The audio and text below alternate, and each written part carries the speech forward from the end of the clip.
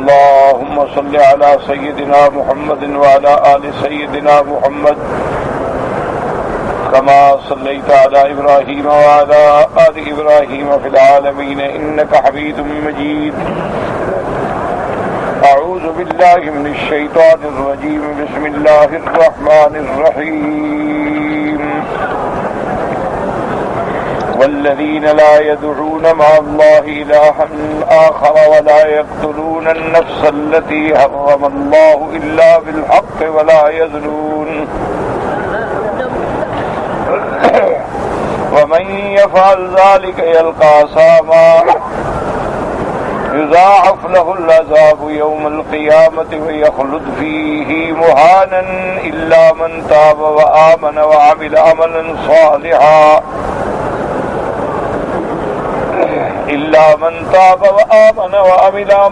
صالحا فأولئك يبدل الله سيئاتهم حسنات وكان الله غفورا رحيما. ومن تاب وعمل صالحا فإنه يتوب إلى الله متابا. قال المؤلف والمفسر رحمه الله تعالى: أدام النفع بعلومه فعلومكم في الدارين آمين إلى أن قال: فأولئك يبدل الله سيئاتهم حسنات وكان الله غفورا رحيما. في معنى قوله يبدل الله سيئاتهم حسنات قولان: أحدهما أنهم بدلوا مكان عمل السيئات بعمل الحسنات.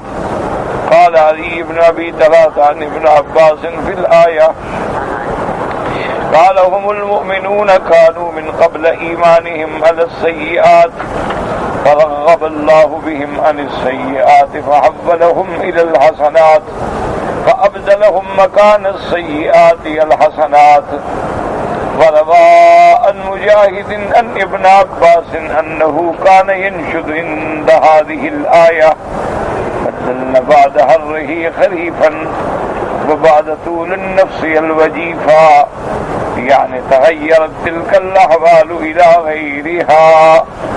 اب مفسر رحمت اللہ علیہ قرآن مقدس کی ان آیات مبارکہ پر دلائل کا ذکر فرما رہے ہیں کہ جو لوگ جو ہیں توبہ کریں گے،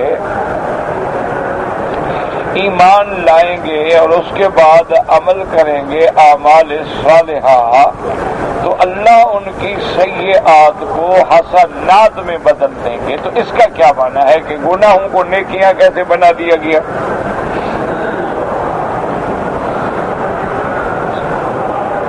کہ گناہ جو ہے وہ گناہ ہے اور حسنہ جو ہے وہ حسنہ ہے، تو اب سیئات کو حسنات میں کیسے تبدیل کر دیا گیا؟ آپ بات کو سمجھیں کہ اللہ نے فرمایا: الا من تاب وآمن وعمل عملا صالحا فأولئك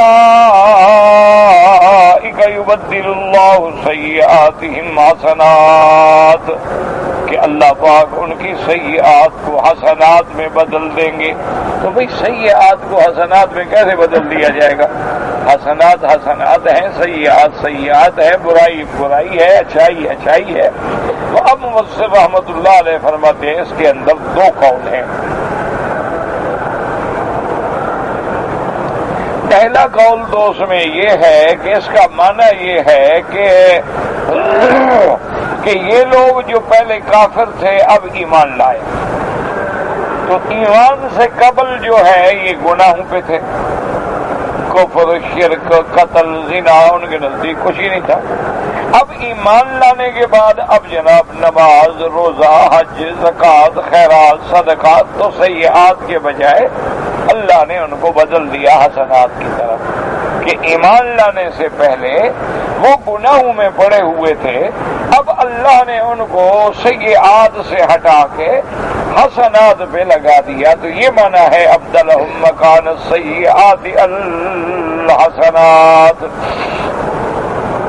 حضرت مجاہد رحمت اللہ علیہ حضرت ابن عباس سے یہی ترجمہ نقل فرماتے ہیں، جیسے وہ فرماتے ہیں کہ اللہ تبارک و تعالی گرمی کے بعد ٹھنڈک دے دیتے ہیں اور کبھی ٹھنڈک کے بعد گرمی دے دیتے ہیں، یعنی تغیرت تلک الاحوال الی غیرہا، کہ اب ان کی حالت جو ہے وہ بدل گئی، کہ پہلے کفر تھا، قتل تھا، گناہ تھے، سیئات تھے، اب ایمان ہے، اعمال صالحہ ہیں، حسنہ ہے، تو گویا اللہ نے ان کی سیئات کو حسنات میں بدل دیا ہے۔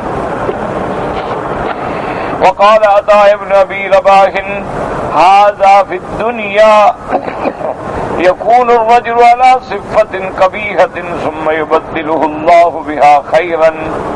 حضرت عطاء ابن ابی رباح فرماتے ہیں اس کی دنیا میں بھی ایسے مثال ہے جیسے آپ نے دیکھا کہ بعض بندے جو ہیں وہ بڑی بری حالت میں ہوتے ہیں، شراب میں ہے، زنا میں ہے، چوری میں ہے، لیکن اللہ بدل دیتے ہیں، وہی آدمی نیک صالح بن جاتا، وہی آدمی جو ہے پھر اللہ والا بن جاتا، وہی آدمی جو ہے وہ متقی اور پرہیزگار بن جاتا۔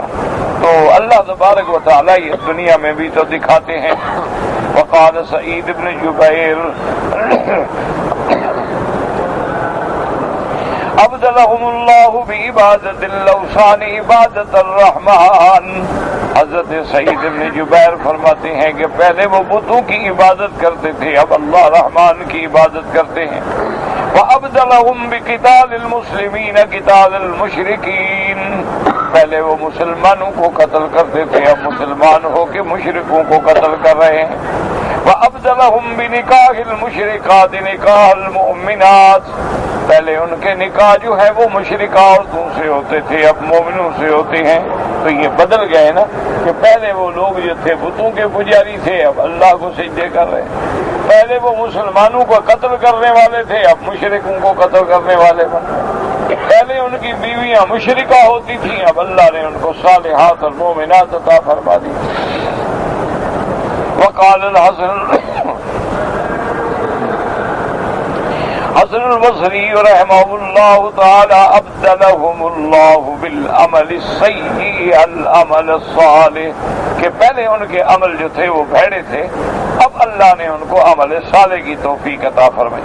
وابدلهم بالشرک اخلاصا، پہلے وہ مشرک تھے، اب خالص اللہ کی توحید اللہ کی عبادت میں آ گئے۔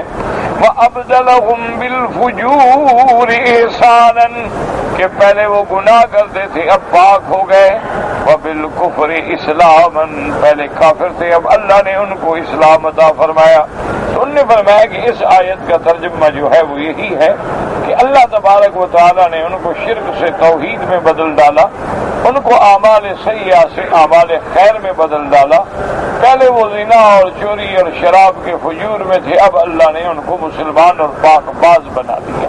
تو ایک معنی جو ہے، ایک قول جو ہے یہ ہے کہ فَأُولَئِكَ يُبَدِّلُ اللَّهُ سَيِّئَاتِهِمْ حَسَنَاتٍ، والقول الثاني تلك السيئات الماضية تلك نفس التوبة النسوء حسنات وما ذاك لأنه كلما ذكر ما بدا ندم واسترجع واستغفر وينكر الذنب طاعة بهذا الاعتبار فيوم القيامة عنده مكتوب عليه فلا يزره ينقلب بحسب صحيفته كما ثبتت السنة بذلك۔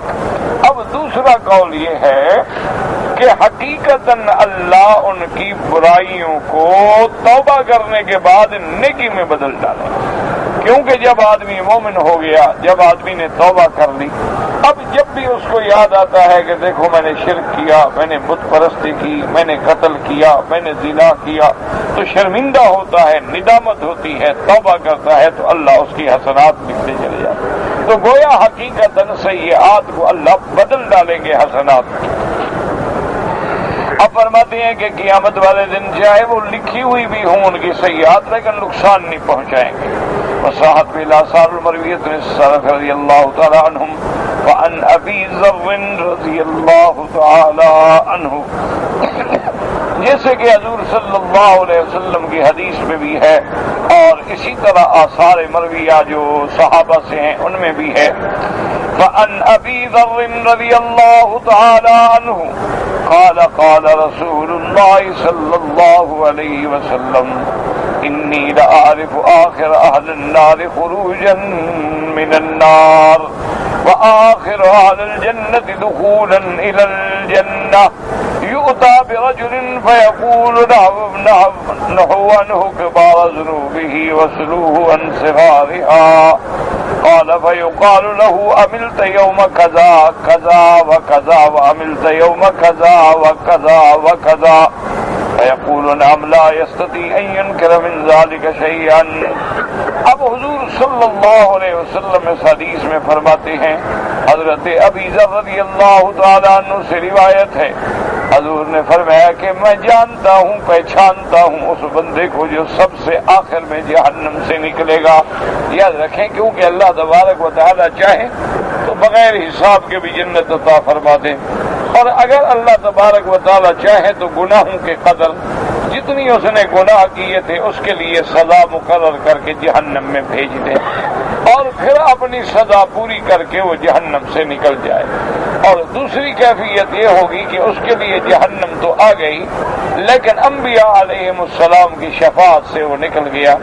ان کے لیے جہنم تو آ گئی لیکن حملۃ القرآن الکریم کی شفاعت سے نکل گیا. تو سب سے آخر میں حضور نے فرمایا جو آدمی جہنم سے نکلے گا میں اس کو بھی پہچانتا ہوں، اور جو آخر اہل الجنت دخولا الی الجنہ، اور سب سے آخر میں جو جنت میں داخل ہوگا اس کو بھی جانتا ہوں. یؤتی برجل، ایک بندہ اللہ کے دربار میں پیش ہوگا. اللہ فرمائے گا اس کے بڑے گناہوں کو چھوڑو، اس سے چھوٹے چھوٹے گناہوں کا پوچھو. جب مہربانی فرمانے پہ آ جائیں، رحمت فرمائے تو پھر اسی طرح تو اس سے پوچھا جائے گا کہ تم نے فلاں دن فلاں دن فلاں دن فلاں گناہ کیا تھا. کہ ہاں کیا تھا. اب انکار تو کر نہیں سکتا، کہے گا ہاں میرا اللہ میں نے کیا تھا. فَيُقَالُ فَإِنَّ لَكَ بِكُلِّ سَيِّئَةٍ حَسَنَةٍ. اب جناب اللہ پاک فرمائیں گے اچھا تم نے سارے گناہ کیے تھے؟ انہوں نے کہا کیے. اللہ فرمائیں گے ملائکہ کو جتنے اس کے گناہ ہیں نا، گناہوں کے بجائے اس کو نیکیاں لکھ دو. تو اب جب نیکیاں لکھیں گی تو اللہ کہے گا اللہ میاں میں نے اور گناہ بھی کیے تھے، وہ تو لکھے ہوئے نہیں ہیں، تاکہ مجھے نیکیاں زیادہ ملے نا جی. اب جناب کہے گا اللہ میاں میں نے تو اور گناہ بھی کیے تھے. جب اللہ رحم فرمائیں گے تو ایسی باتیں ہو جاتی ہیں. فَيَقُولُ يَا رَبِّ عَمِلْتُ أَشْيَاءَ لَا أَرَاهَا هُنَا قَالَ فَضَحِكَ رَسُولُ اللَّهِ صلی اللہ علیہ وسلم حتی بدت نواجذہ. حضور پاک مسکرا اٹھے کہ دیکھو اب کیسا بندہ، جب رحمت کا وقت ہے تو اپنے گناہ بتا رہا ہے. کہتے ہیں اور بھی میں نے کیے تھے، کیونکہ ہر گناہ کے بدلے میں نیکی جو مل رہی ہے. انفرد بإخراجہ مسلم رحمہ اللہ تعالی، امام مسلم رحمت اللہ علیہ نے یہ حدیث مبارک نقل فرمائی ہے. وقال الحافظ ابو القاسم الطبرانی حدثني هاشم بن يزيد قال حدثنا محمد بن اسماعیل قال حدثني ابي قال حدثني زمزم بن زرعة عن شريح بن عبيد عن ابي مالك الاشعري رضي الله تعالى عنه قال قال رسول الله صلى الله عليه وسلم اذا نام ابن آدم قال الملك للشيطان اعطني صحيفتك فيعطيها اياه وفي صحيفتي من حسن بها سيئات من صحيفة الشيطان وكتبهن حسنات. فإذا أراد أحدكم أن ينام فليكبر 33 تكبيرا ويحمد 34 تحميدا ويسبح 33 تسبيحة فتلك 100.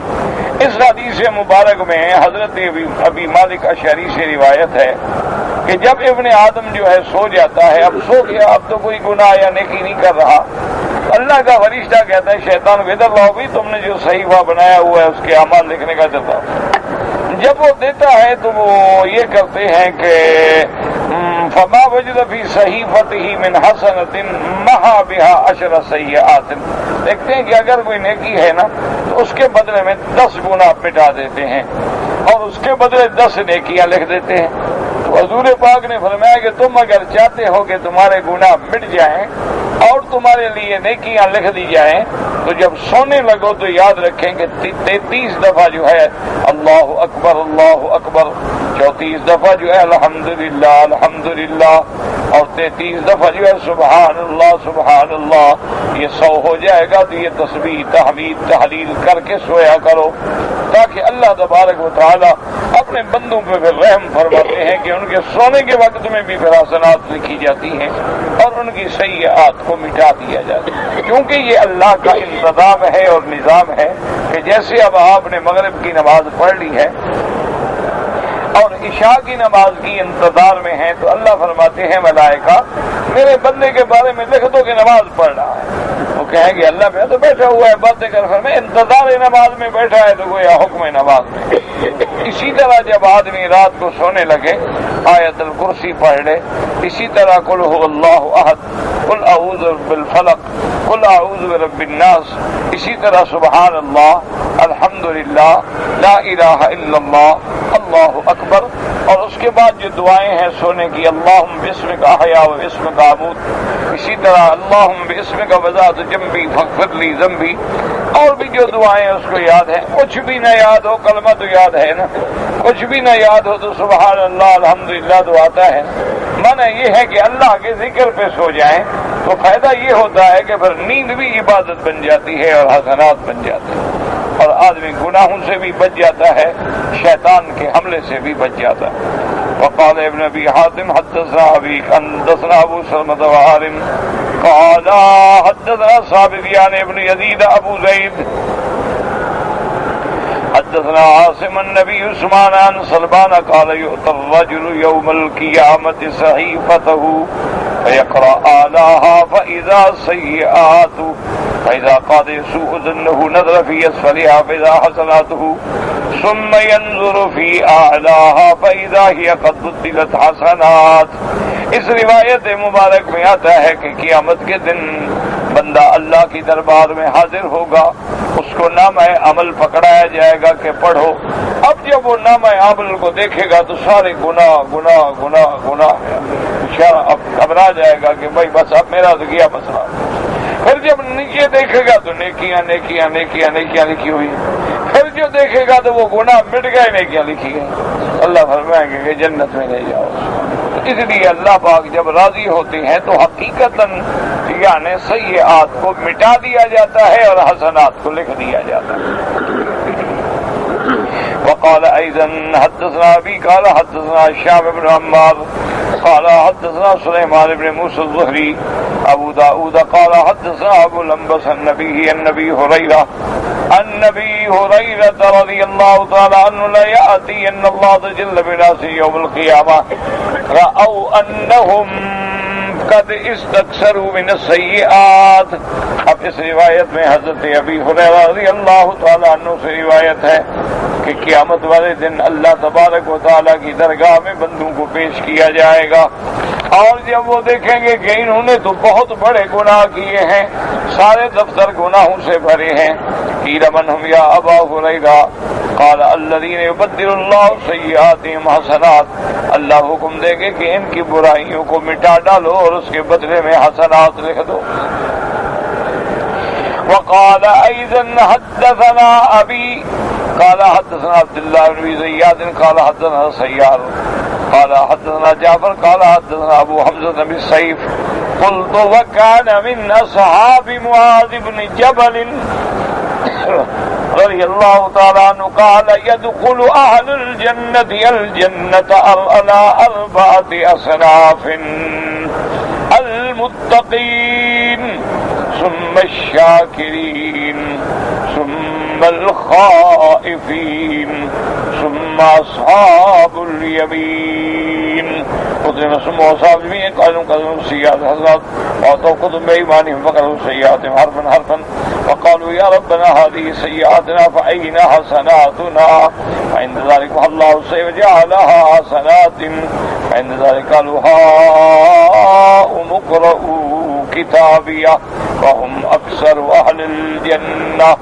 اب اس حدیث مبارک میں آتا ہے کہ حضرت ابو حمزہ ابی سیف سے فرماتی ہیں، یہ حضرت معاذ بن جبل رضی اللہ تعالیٰ عنہ کے ساتھی ہیں کہ يدخل أهل الجنة الجنة الجنة على أربعة أصناف.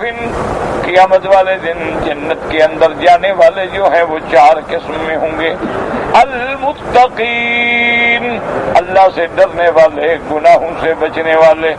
ثم الشاکرین، اللہ کی نعمتوں پہ شکر کرنے والے.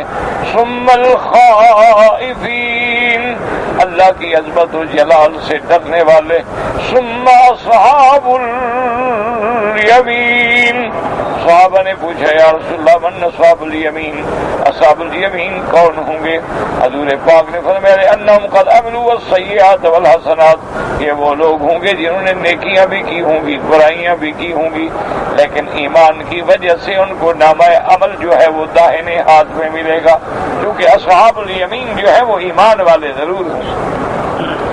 اسی طرح اصحاب الیمین ما اصحاب الیمین فی صدر مخضود وظل ممدود وماء مسکوب وفاکہۃ کثیرۃ لا مقطوعۃ ولا ممنوعۃ وفرش مرفوعۃ.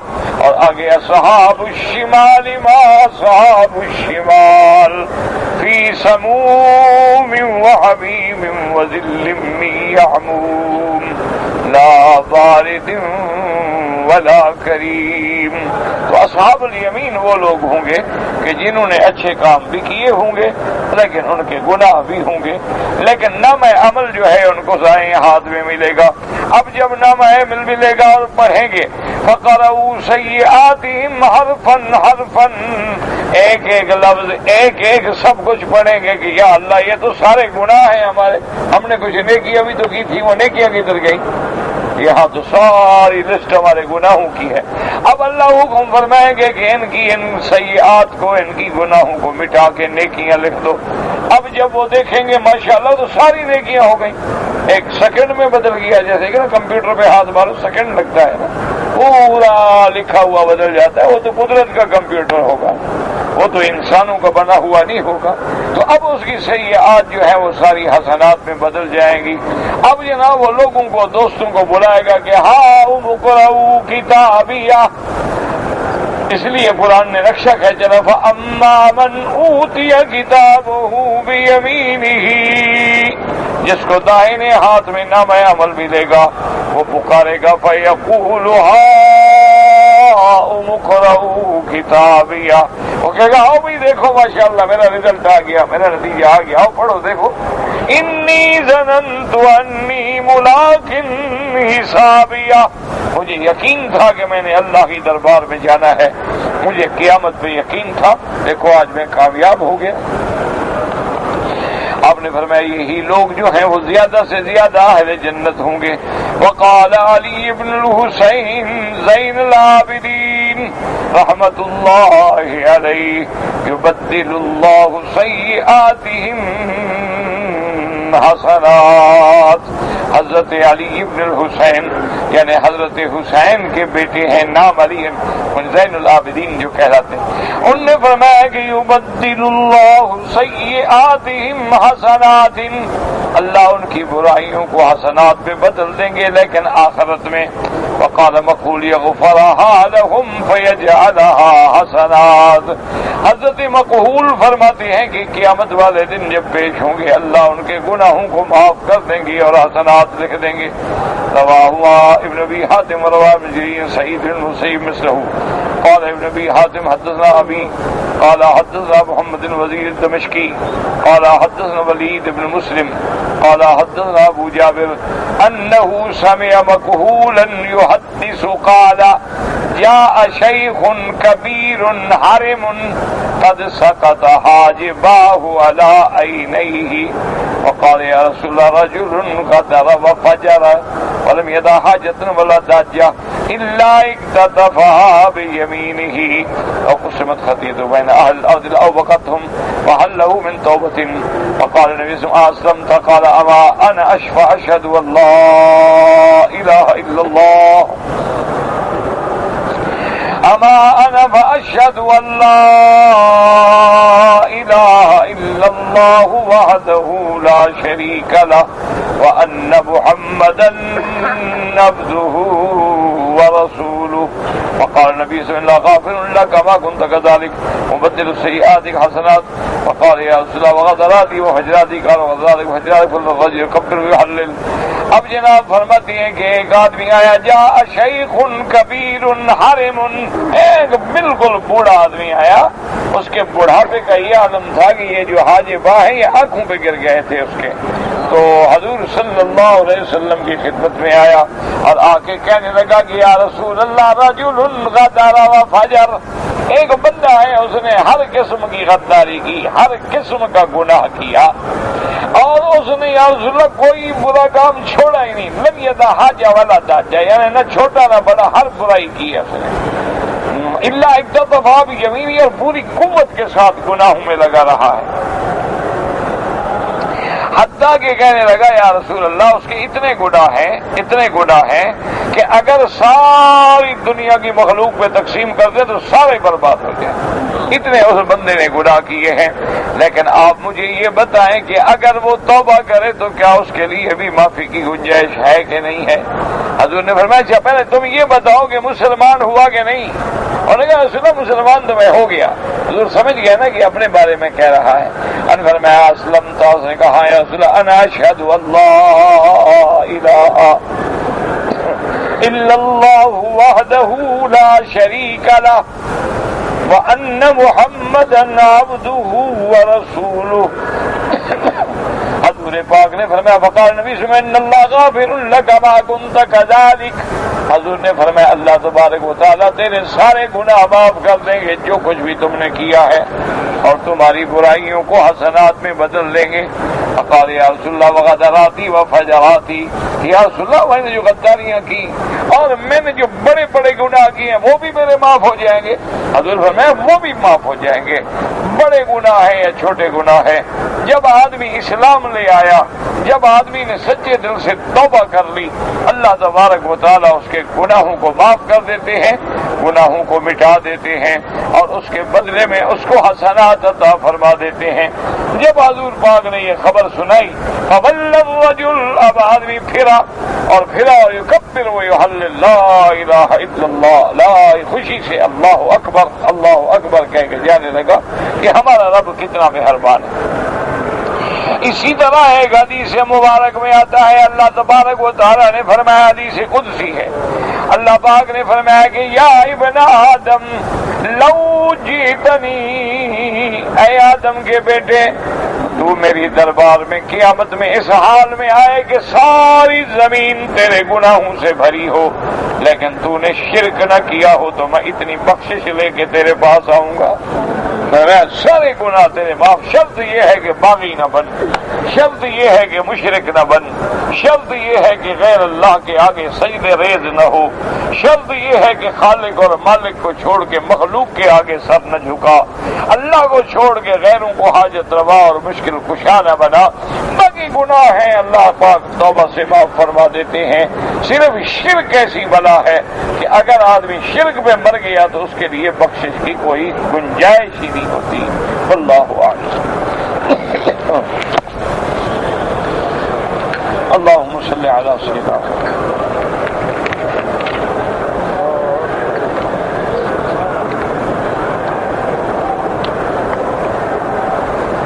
کہتے جی کہ اگر کوئی آدمی آنکھ بند کر کے نماز پڑھے تو نماز ہو جائے گی، ہاں ہو جائے گی، لیکن بلا وجہ اندھا بننے کی کیا ضرورت ہے بھائی؟ کہتے ہیں کہ خشوع اور خضوع جو ہے وہ آنکھیں بند کرنے سے حاصل ہوتا ہے.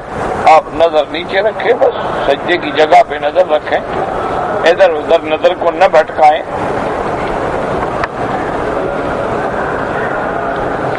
اگر صرف آنکھیں بند کرنے سے کام ہوتا تو اندھا تو کبھی گناہ ہی نہ کرتا نا.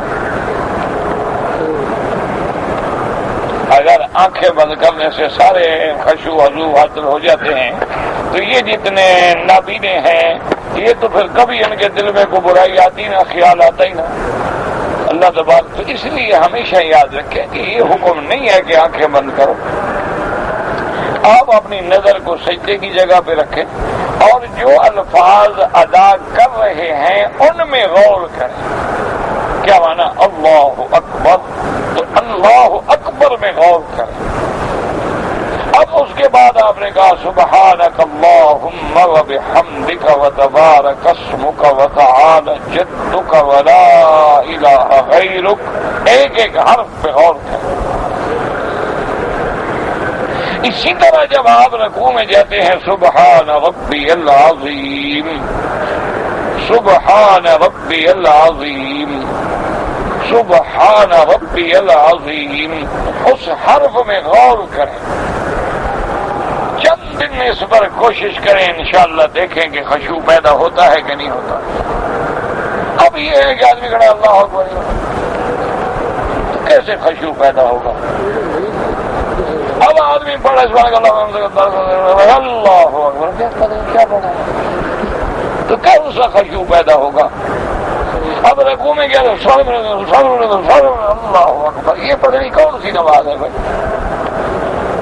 پتھر مار رہے ہو، دانے چگ رہے ہو، مرغے کی طرح ٹھونکے مار رہے ہو، کون سی نماز پڑھے؟ تو نماز میں خشوع کا معنی یہ ہے کہ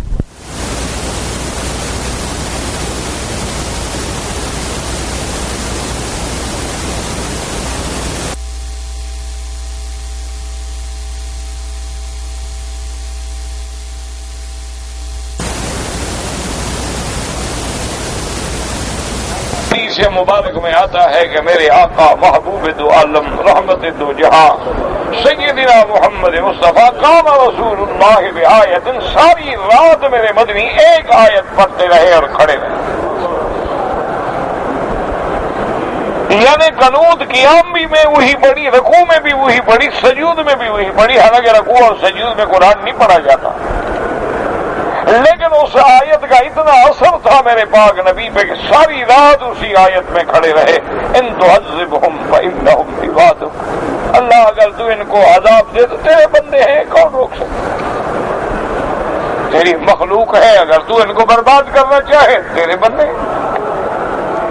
کسی اور کا کیا حق ہے کہ بولے وَإِن تَغْفِرْ لَهُمْ، اور اگر آپ ان کو بخش دیں فَإِنَّكَ أَنْتَ الْعَزِيزُ الْحَكِيمُ، مولا تو غالب بھی ہے، حکمت والا بھی ہے.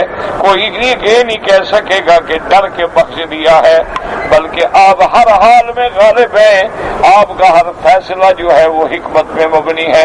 ساری رات رسول اللہ صلی اللہ علیہ وسلم اسی آیت میں کھڑے رہے اور ساری رات یہ آیت مبارک پڑھتے رہے.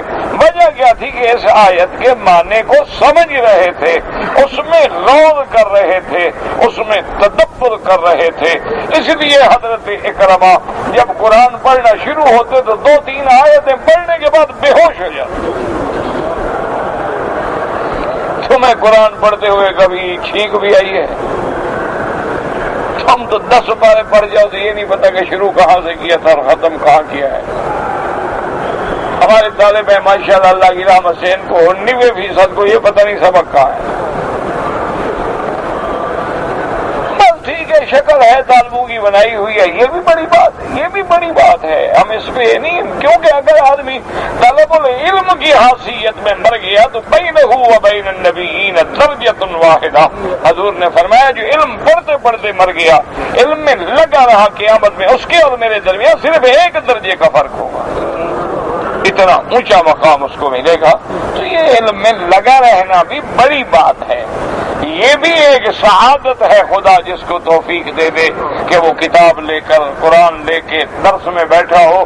نام تو شمار کیا ہوا ہے نا، وہ مسئلہ مشہور ہے کہ ایک حضرت یوسف علیہ السلام کی جب گولی لگی ہوئی تھی، اللہ عالم حقیقت ہے یا سمجھانے کے لیے بزرگوں نے مثال دی ہے کہ ایک عورت جو تھی وہ بھی اپنے کچھ تھوڑے سے دھاگے واگے لے کے اور وہ بھی چلی جا رہی تھی. کسی نے پوچھا بی بی بڑھیا کہاں جا رہی؟ لگا یوسف بک رہا ہے، خریدنے جا رہی ہوں. انہوں نے کہا اللہ کی بندی کتنے پیسے لے کے جا رہے ہیں؟ کہا پیسے کیا ہے، یہی میرے پاس یہ دھاگے واگے ہیں، بیچوں گی، یہ 2-4 روپے ملیں گے. انہوں نے کہا پاگل تو نہیں ہو گئی ہو؟ اور حضرت یوسف جیسا حسین جمیل غلام جب منڈی میں بکے گا تو وہاں تو بادشاہ بولی دیں گے، تمہاری کیا طاقت ہے بولی لگانے کی؟ اور نے کہا بیٹا مجھے بھی پتا ہے کہ بھلا 2 روپے میں یوسف ملتا ہے، نام تو خریداروں میں آ جائے گا نا، کہ میں بھی خریدنے گئی تھی نا،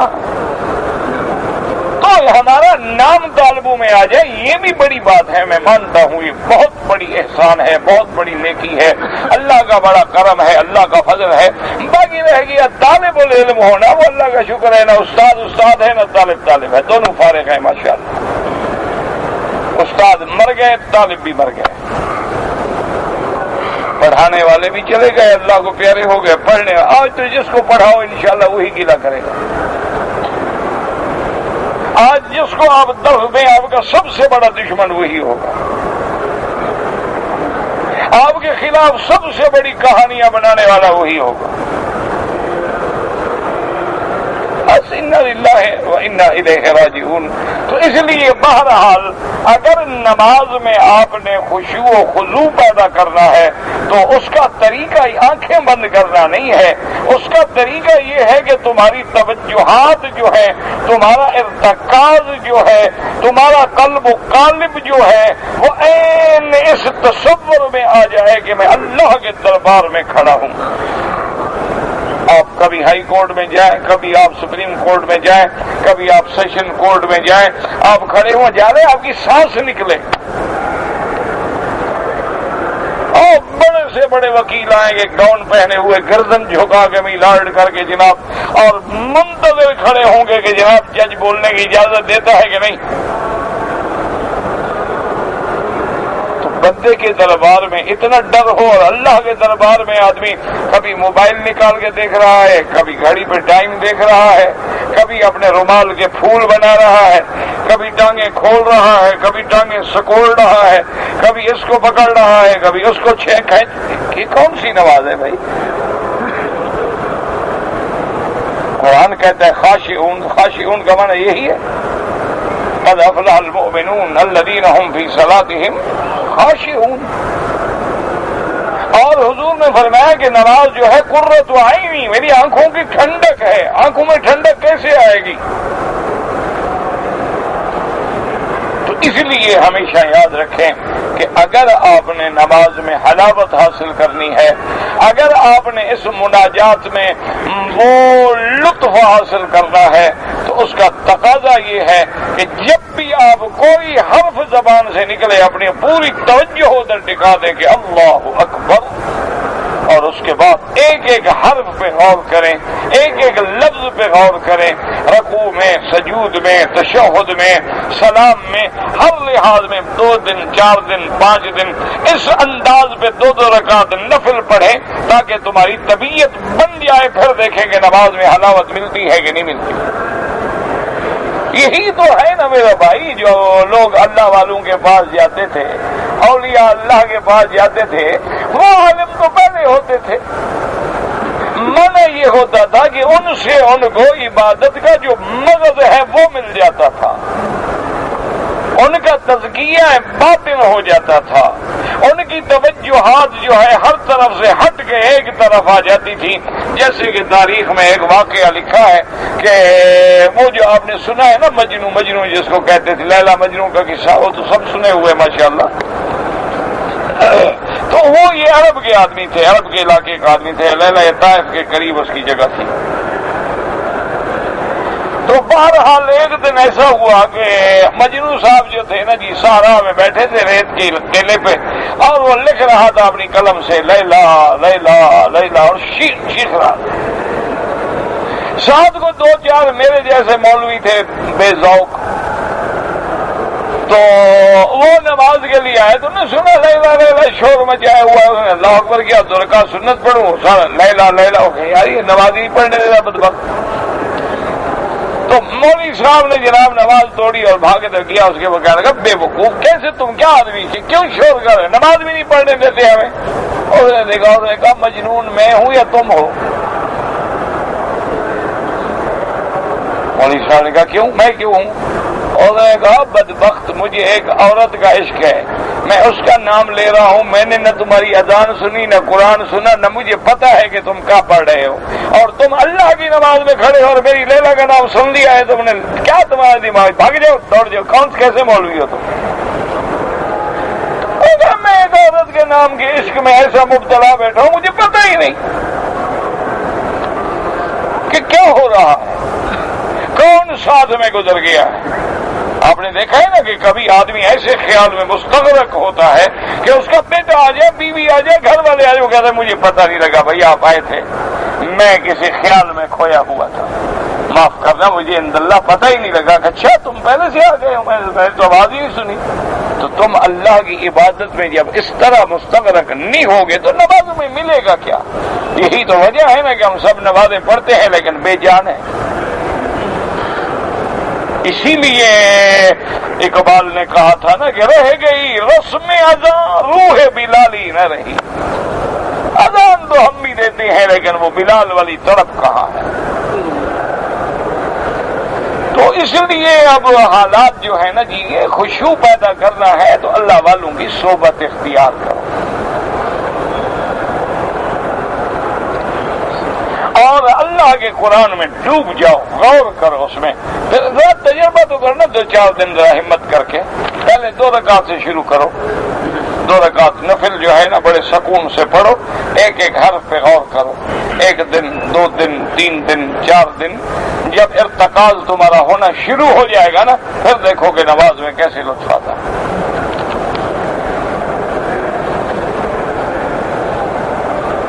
کہتے ہیں جی کہ میں نے پلاٹ خریدا ہے، 2 سال ہو گئے تجارت کے لیے کہ بیچوں گا، ابھی میں نے پلاٹ کا قرضہ بھی دینا ہے، زکوٰۃ دینی ہوگی، بالکل دینی ہوگی، اور ہر سال کی مارکیٹ ویلیو دیکھنی ہوگی کہ پچھلے سال 2 لاکھ کا تھا، اب 4 لاکھ کا ہو گیا، تو زکوٰۃ 4 لاکھ پہ دیں گے آپ۔ یہ نہیں کہ میں نے 2 لاکھ میں خریدا تھا، یہ بات نہیں ہے، کرو ہاں جو گھر بنانے کے لیے خریدا جائے اس پہ زکوٰۃ نہیں ہوتی، لیکن جو تجارت کے لیے خریدا جائے، ویسے تو دیکھیں نا اب جو ارب پتی لوگ ہیں وہ بھی مقروض ہیں، جن کے پاس ارب روپیہ ہے، ان سے پوچھو وہ کہتے ہیں جناب ہم نے تو ابھی بینکوں کا بڑا پیسہ دینا ہے۔ کیا مطلب ہے؟ زکوٰۃ ادا کریں بالکل۔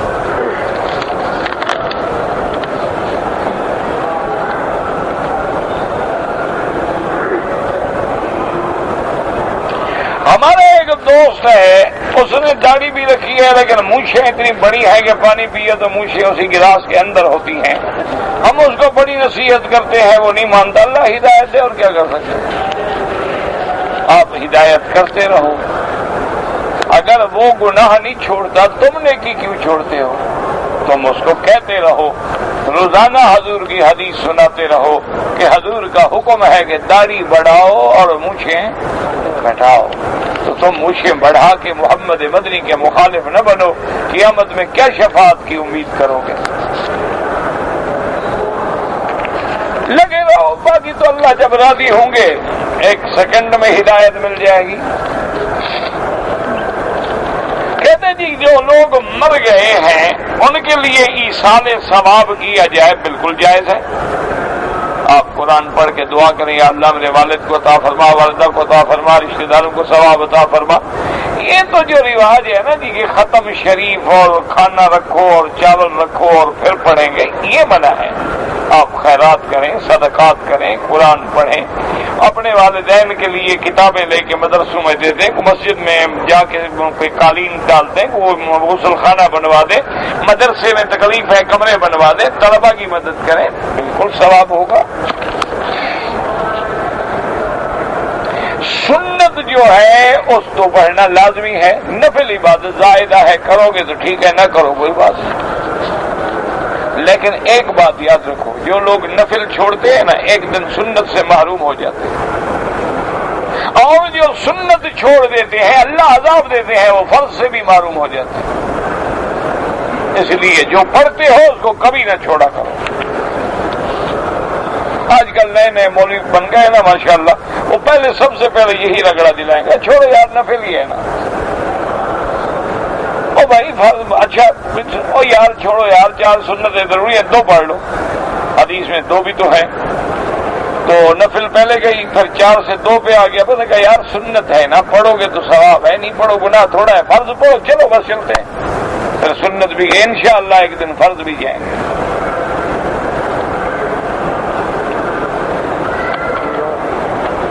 کہتے جی کہ اگر کوئی مشرک ہے یا کافر ہے، ان کی کوئی غمی ہے، خوشی ہے، جا سکتے ہیں.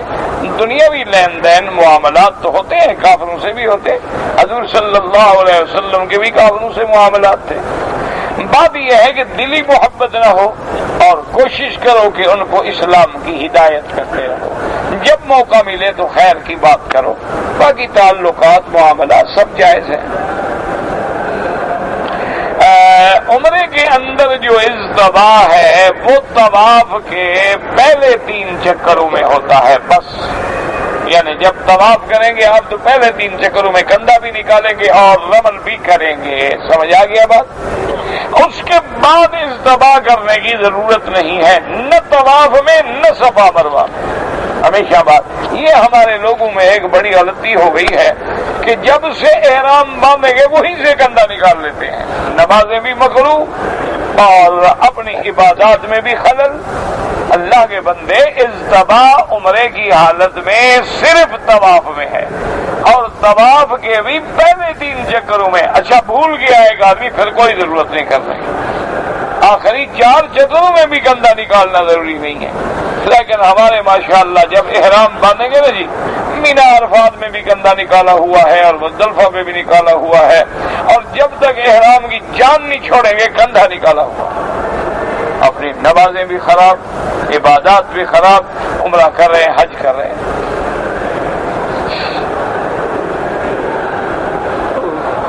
کہتے جی کہ حرم شریف میں ہم نے دیکھا ہے کہ چاہے اندر ہو یا باہر ہو، صفوں کے اندر اتصال نہیں ہونا چاہیے، لیکن لوگ غفلت کرتے ہیں.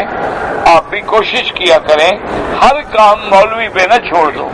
کوئی کام اپنے ذمہ بھی تو لگاؤ نا، کہ جیسے آ رہے ہو کہو لوگوں بابا آگے چلو آگے چلو، صفیں آگے بناؤ، کہتے رہو، ثواب بھی حاصل کرو. آپ بھی تو ویسے رہے ہو نا حرم میں، نماز بھی پڑھنے کے لیے آ رہے ہو، تو اگر ساتھ لفظ دین کا بھی کہتے آؤ گے تو ثواب بھی حاصل ہو جائے گا. اور جب یہ جذبہ ہمارے ہر بندے میں پیدا ہوگا کہ کنتم خیر امۃ اخرجت للناس تأمرون بالمعروف وتنہون عن المنکر. اللہ پاک نے فرمایا حضور کی امت جو ہے وہ تمام امتوں سے بہتر امت ہے. کیوں؟ کہ بھلائی کا امر کرتے ہیں اور برائی سے منع کرتے ہیں. تو یہ ساری امت کی ذمہ داری ہے، مولویوں کی ٹھیکیداری نہیں ہے. ہر آدمی دین کی بات پہنچائے، ہر آدمی دین کی تبلیغ کرے. جتنا جانتا ہے ایک مسئلہ آتا ہے وہی سکھاؤ. تمہیں نماز پڑھنی آتی ہے نماز سکھاؤ. تمہیں کلمہ شریف صحیح پڑھنا آتا ہے لوگوں کو کلمہ سکھاؤ. تمہیں درود شریف پڑھنا صحیح آتا ہے لوگوں کو درود شریف سکھاؤ. آتے ہوئے لوگوں کو صفوں کے بارے میں بات کرو گے، بھائی آگے چلو، کیوں دور بیٹھے ہوئے ہو؟ جب نماز کھڑی ہوگی تو تمہاری صفیں دور بنے گی. جتنا کعبے کا قرب ہوگا، جتنا امام کے صف اول کا قرب ہوگا. اسی لیے حکم ہے کہ الاول فالاول، پہلی صف پھر دوسری پھر تیسری پھر چوتھی، اور ان میں بھی اتصال ضروری ہے، سنت ہے. ایک ہے نماز ہو جانا، نماز تو ہو جائے گی چاہے دور بھی کھڑے ہیں آپ.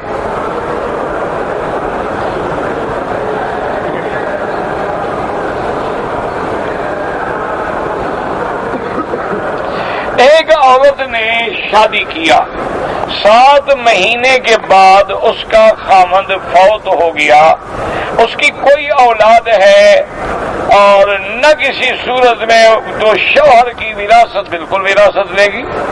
یہ کیا مطلب ہے؟ اولاد یعنی اب بیوی کے ذمہ ہے، اولاد عورت خود پیدا کر سکتی ہے.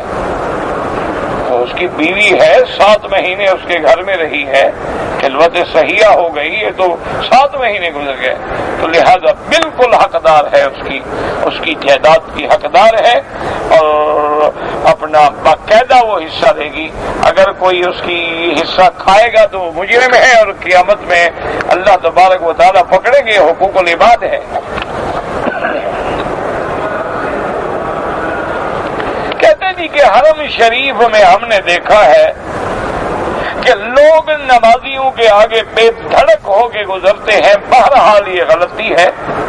گو علماء لکھتے ہیں کہ حرم میں گنجائش ہے، لیکن افضل یہ ہے، اولا یہ ہے کہ بندہ نہ گزرے، اور اگر مجبوراً گزرنا پڑے تو سجدے کی جگہ سے دور ہو کے گزریں، سجدے والی جگہ پہ پاؤں نہ رکھیں۔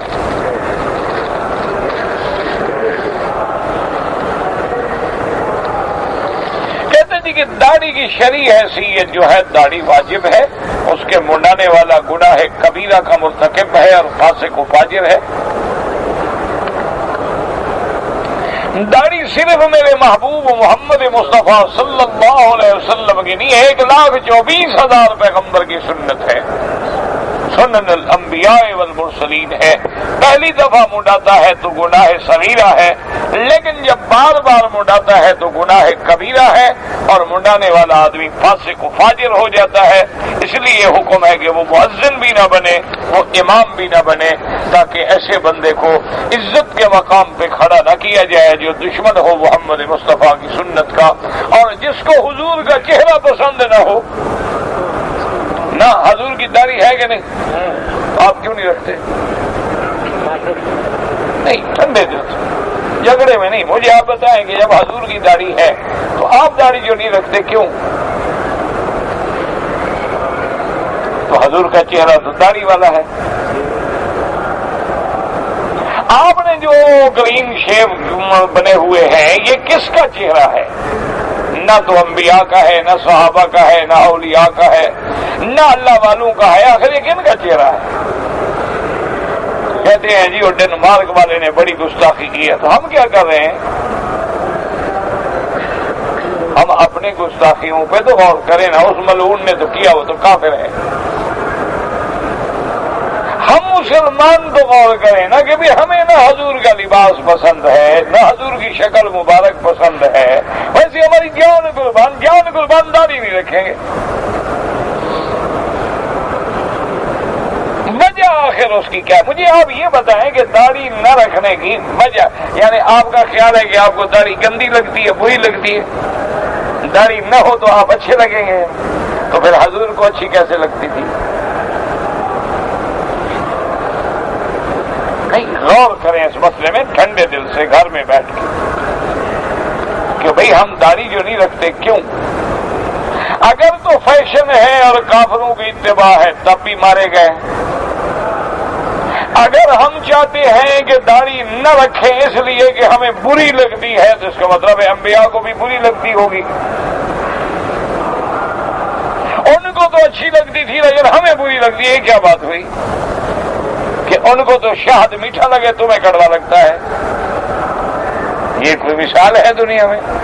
بھئی شہد تو سب کو میٹھا لگے گا نا، نمک سب کو کڑوا لگے گا۔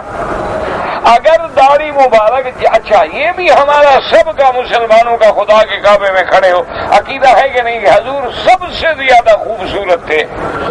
یہ عقیدہ ہے کہ حضور سے زیادہ خوبصورت، وَأَجْمَلَ مِنْكَ لَمْ تَلِدِ النِّسَاءُ، آپ سے زیادہ خوبصورت تو کسی عورت نے جینا ہی نہیں نا، بچہ ہی نہیں پیدا ہوا۔ اچھا جب حضور خوبصورت ہے تو داڑھی تو خوبصورتی میں اضافہ ہوا، نہ کہ نعوذ باللہ حسن کے خلاف ہے۔ تو حضور سب سے اجمل ہے۔ حضور کا جمال ایسے ہے کہ بی بی عائشہ فرماتی ہے کہ اگر زنان مصر میرے محبوب کا جمال دیکھتی تو انگلیاں نہ کاٹتی، دلوں پہ چھریاں پھیر دیتی۔ تو ان کے جمال میں تو فرق نہیں آیا، تیری شکل میں کیوں فرق آ جاتا ہے؟ اچھا بھلا انسان بندر لگتا ہے داڑھی منڈوا کے؟ تجربہ کرو، ایک داڑھی والے کا چہرہ بھی دیکھو اور بغیر داڑھی کے بھی ماشاءاللہ شیشے کے سامنے کھڑے ہو کے اس پر بھی ارتکاز کرو، 2-3 گھنٹے بیٹھ کے غور کرو۔ آپ سمجھتے ہیں میں اچھا لگتا ہوں، ذرا آپ غور تو کریں کیا لگتے ہیں آپ۔ ویسے ہماری طرف سے کیا ہے بھائی، ہم تو کہتے رہیں گے ہمارے لیے تو سر کے بال بھی منڈوا دو، یہ پپلیاں وغیرہ بھویں شویں سب منڈا ڈالو، بادام بننا ہے تو پورا بنو، یہ آدھا بٹیر آدھے تیتر کا کیا فائدہ؟ سارا ایک بال نہ رکھو، نہ چہرے پہ نہ بدن پہ نہ کسی جگہ۔